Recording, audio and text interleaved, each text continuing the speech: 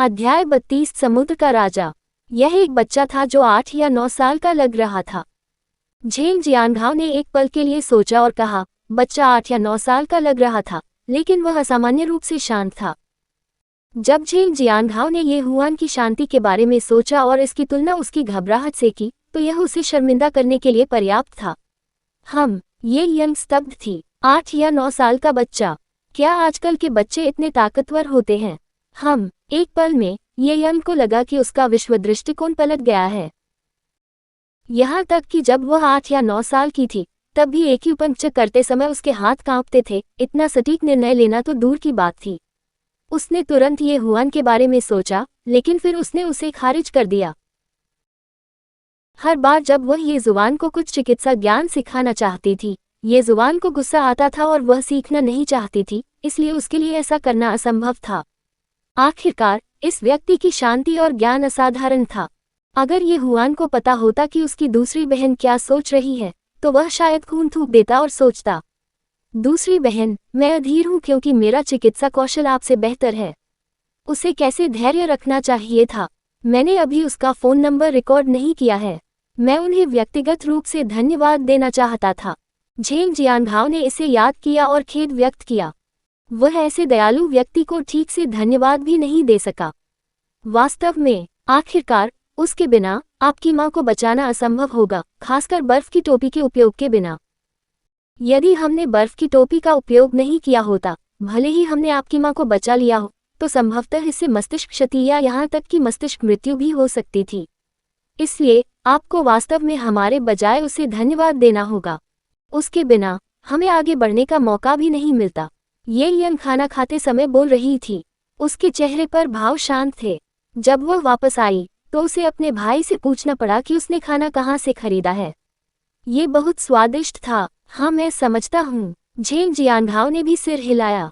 वैसे, क्या आपको मेडिकल फीस को लेकर कोई परेशानी है? मुझे लगता है। ये यंग ने उनकी ओर देखा। आखिरकार, यह माँ और बेटे की जोड़ी साधारण दिखती थी और बहुत अमीर नहीं लगती थी। झेंग जियांघाओ ने तुरंत सिर हिलाया। फिर उसने अपने दांत पीस लिए और आराम करने का नाटक किया। उन्होंने मुस्कुराते हुए कहा, डॉक्टर, ये कोई समस्या नहीं है। अगर कुछ हो तो आप मुझसे संपर्क कर सकते हैं। ठीक है डॉक्टर। ये खाने के बाद ये यंग चला गया। इस बीच झेंग जियांघाओ ने अपनी मां की ओर देखा और अपना सिर घुमा लिया। उसने हल्की सी आह भरी और चेहरे पर मुस्कान लेकर वापस मुड़ गया। ये यंग अपने कार्यालय लौट आई। कुछ मामलों को निपटाने के बाद वह घर लौट आई। मैं वास्तव में नहीं जानता कि किस तरह के परिवार के बच्चे में ऐसी क्षमता हो सकती है। जैसे ही उसने विला का दरवाज़ा खोला, ये यंग ने आह भरी। पहली चीज जो उसने देखी, वह ये जुबान लिविंग रूम में सोफे पर अपने पैर मोड़कर लेटी हुई थी। दूसरी बहन, तुम वापस आ गई। ये जुबान अपने फ़ोन को देख रहा था जब ये यंग धीरे से उसके बगल में बैठ गई। ये हुआन आगे बढ़ा और उसने अपना सिर अपनी दूसरी बहन की जांघ पर रख दिया। ये यंग अवाक थी। वह भी इसका आदी था। क्या गलत है, दूसरी बहन? क्या आप आज सर्जरी से थक गए हैं? ये जुबान को भी लगा कि उसकी दूसरी बहन के साथ कुछ गड़बड़ है। उसने अपना फ़ोन नीचे रखा और ऊपर देखा। फिर ये जुबान ने लगभग शाप दिया।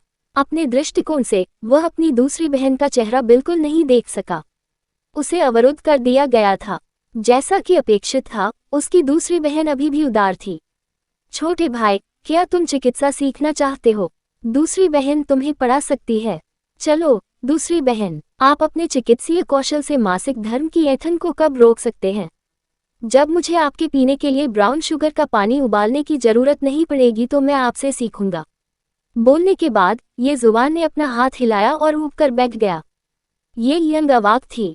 ऐसा लग रहा था जैसे किसी लड़के ने उसे नीची दृष्टि से देखा हो। छोटे भाई, क्या तुम्हें मेरे बारे में कोई गलतफहमी है? छोटा भाई, ये जुबान ने पीछे मुड़कर उसकी ओर देखा और मुस्कुरा दी। यह आक्रामक नहीं था, लेकिन ये बेहद अपमानजनक था। जब सोने का समय होने वाला था, ये हुआन को उसकी बड़ी बहन के कमरे में खींच लिया गया। किसी को ये कहना पड़ा कि उसकी बड़ी बहन पत्थर, कागज और कैंची बनाने में सचमुच बहुत अच्छी थी। साइन इन करने का अवसर प्राप्त करने के लिए मेजबान को बधाई। क्या आप साइन इन करना चाहते हैं? ओह, क्या उसे एक और साइन इन अवसर प्राप्त हुआ था? उसने साइन इन किया। साइन इन सफल। शानदार क्रूज जहाज, गहरे सागर का राजा, प्राप्त करने के लिए मेजबान को बधाई। एक शानदार क्रूज जहाज, गहरे समुद्र का राजा, ये हुआन ने त्वरित खोज की। क्रूज जहाज में 1751 केबिन, 26 लिफ्ट और 18 डेक थे, जिनमें से 14 पर्यटकों के लिए सुलभ थे। उसी समय 4 मुख्य रेस्तरां, 2 विशेष रेस्तरां, 21 बार, एक मनोरंजन केंद्र और 4 स्विमिंग पूल थे। जहाज के बंदरगाह की ओर एक अद्वितीय दृश्य के साथ एक कैंटिलीवर समुद्री दृश्य बार था। विस्तृत आलिंद विभिन्न सामाजिक अंतःक्रियाओं के लिए अनुमति देता है। इस बीच हॉल के ऊपर 28 फुट का कांच का रास्ता, जिसे सी कॉरिडोर कहा जाता था, ऐसा लग रहा था मानो पानी पर तैर रहा हो। वहां एक छिपा हुआ और शानदार पूल साइड केबिन, बिल्कुल नया, प्रिंसेस लाइव टीवी स्टूडियो और सबसे बड़ी समुद्री पेस्ट्री की दुकान थी। वहां शेफ्स टेबल ल्यूमियर भी था, जो भोजन करने वालों को हल्के पर्दों से घेरता था, जिससे एक निजी भोजन का अनुभव होता था। इसके अलावा सभी बाहरी केबिनों में निजी बालकनी थी। यह उस क्रूज जहाज का परिचय था जिसे उसने पाया था, लेकिन जिस बात ने ये हुआन का ध्यान खींचा वही ये थी कि गहरे सागर के राजा को चीन में सबसे महंगे लग्जरी क्रूज जहाज के रूप में जाना जाता था। इसकी लागत 4 बिलियन से अधिक है। इतना ही काफी था। जैसी कि उम्मीद थी, वह बिग सिस्टर की ओर से अच्छी चीजों के लिए साइन इन कर सकता है। इसके विपरीत वह अपनी चौथी बहन से केवल आकर्षक चीजों के लिए ही साइन इन कर सकता था। अगले दिन ये हुआन के खाना खत्म करने के बाद उसने सचिव को बुलाने के कौशल को सक्रिय किया। इस समय लियू यानरान अभी भी सुबह की बैठक में थी। लियू यानरान ने अपने फोन की ओर देखा और फिर राष्ट्रपति की ओर इशारा किया। लिटिल लियू, यह मिस्टर ये है ना? तेजी से जाओ। राष्ट्रपति तुरंत सहमत हो गए। उनके सहकर्मियों ने लियू यानरान की ओर देखा।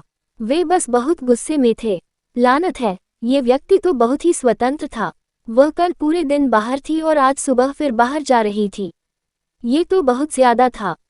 हालांकि वे दुखी होते हुए भी क्या कर सकते थे? वह मिस्टर ए के करीब पहुंच सकती थी, लेकिन क्या वे ऐसा कर सकती थी? हालांकि वे ऐसा सोचते थे, फिर भी उनके दिलों में आक्रोश जमा हो रहा था। हमारे चैनल की कहानी देखने के लिए धन्यवाद। अगले वीडियो में मिलते रहने के लिए बने रहें। कभी कभी गायब सामग्री की कहानी, कृपया समय पर त्रुटियों की रिपोर्ट करें। अलविदा।